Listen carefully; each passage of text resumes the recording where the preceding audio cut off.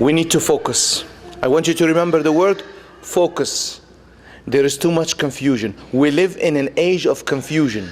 People are confused in everything. Even the way they taste things, they're confused. With their sight, with their senses. They're confused in their relationships. There is confusion because there is too much information, too much knowledge, as prophesied by the Prophet ﷺ, that there is too much. If I give you 10 kilos of meat and I say eat it in 1 minute, how can you eat 10 kilos of meat in 1 minute, even if it's kufta, even if it's keema? It's impossible. It's impossible. It's impossible. This is the situation. There is too much to chew. There are too many problems. Too many challenges. The Prophet ﷺ in Medina had a community of couple thousands of Muslims. Today, an average Islamic center in GTA deals with a community of 15 to 25,000 people. How?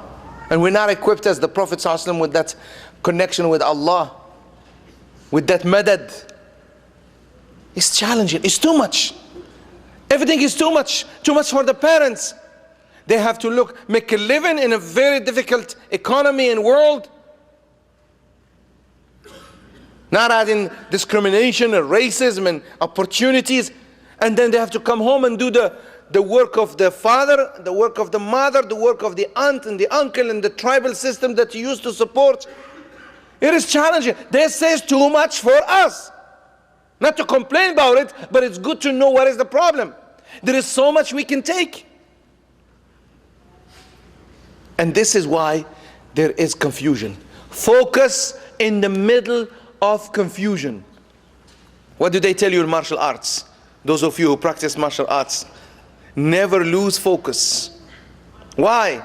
You have too many opponents and you will have attacks from all. They say, look at the eyes of your opponent. Don't look at his hands. Don't be confused. Same thing in salat. You need focus.